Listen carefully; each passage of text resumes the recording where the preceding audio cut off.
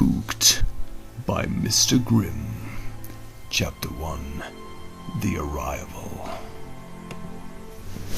Trixie shuddered as she looked up at the enormous mansion. There was no doubt in her mind that it had once been beautiful, but that had been ages ago. Now it was a rotting shell of its former self, its walls weathered, its windows cracked.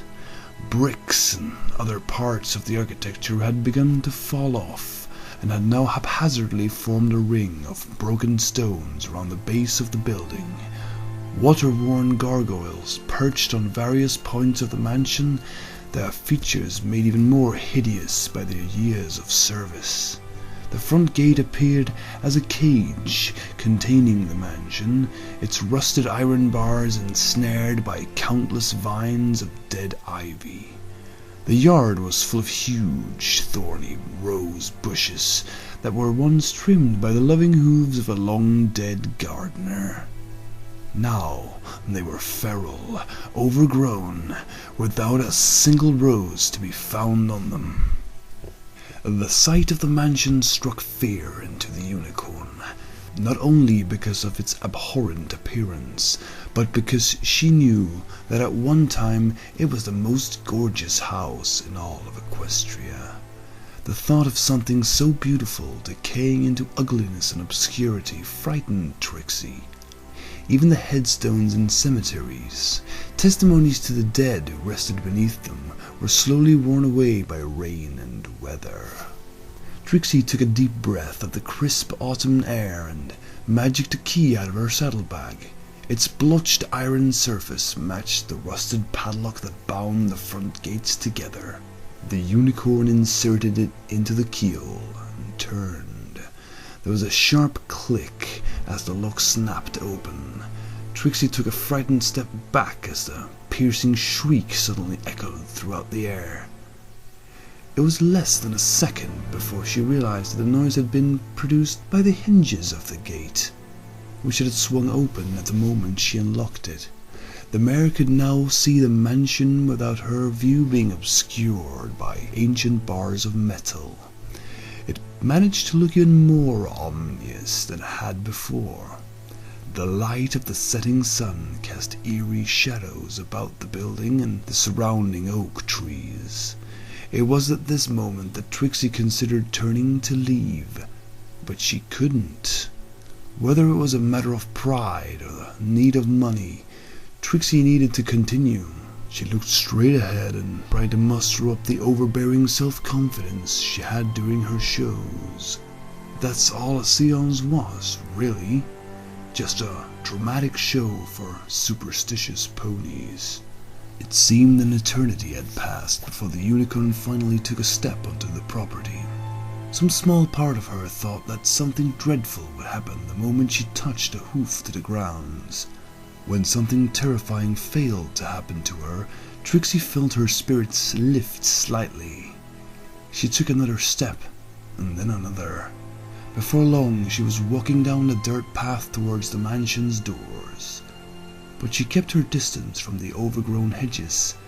That same irrational part of her put it in her head that there could be something within the thorny bushes waiting to reach out and grab her if she got too close. Eventually, she came to the front steps. Trixie quickly made her ascent up the cracked, moss-ridden stairs and found herself looking up at two snarling faces against a backdrop of piled wood. A pair of iron door knockers, cast in the shape of lions, held their mouths open to greet her with sharpened fangs. The unicorn stood still, waiting for herself to knock on the door. At last she finally magicked the knocker, which sounded off with several dull thuds against the damp, warped wood. Trixie stared at the door and listened for hoofsteps on the other side. Once again, time slowed to a crawl before she heard some pony come to answer her knock. Trixie was actually surprised that any pony answered at all, seeing as the mansion no longer appeared to be inhabitable. The tarnished brass handles suddenly turned with sharp force.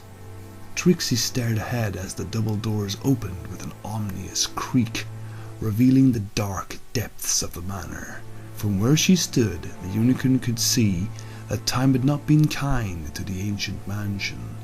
The walls, once vividly painted, were now stained and blotched with mould.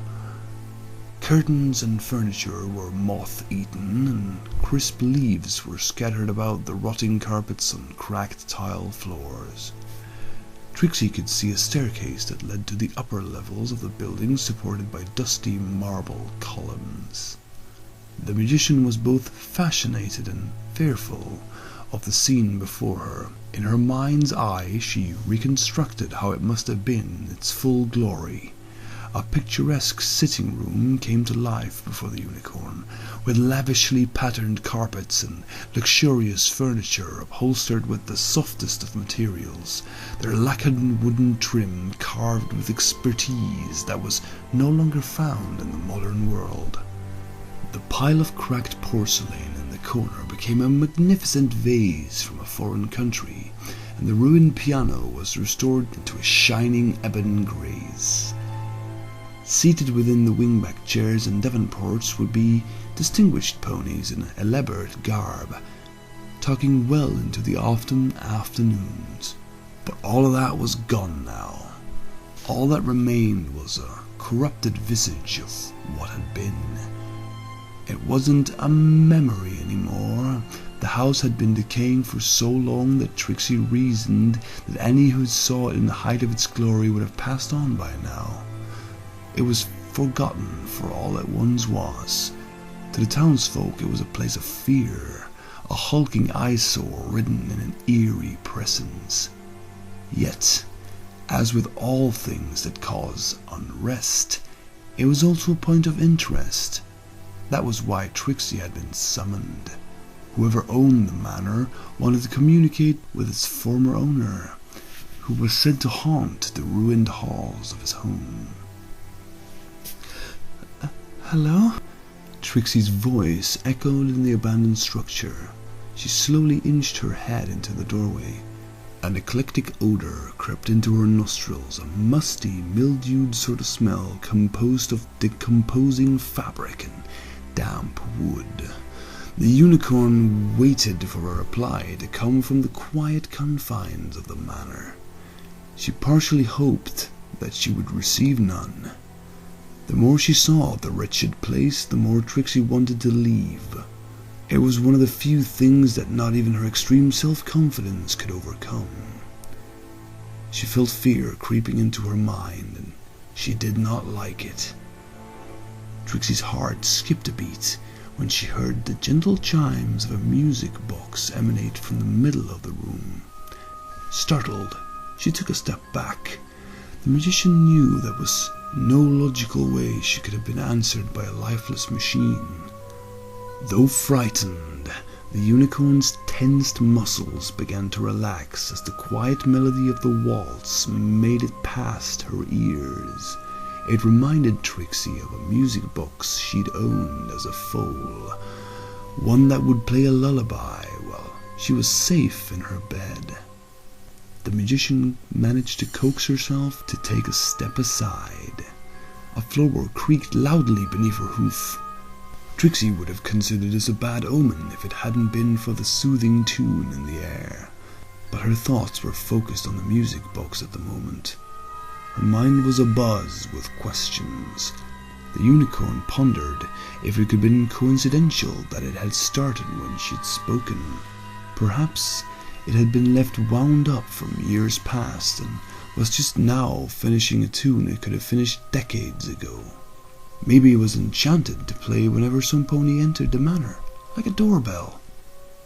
But Trixie never found out why, because the moment she was inside the mansion, the music box stopped playing. Trixie jumped in terror as the double door slammed shut behind her. A bead of cold sweat trickled down her forehead as she heard the two simultaneous clicks of the locks.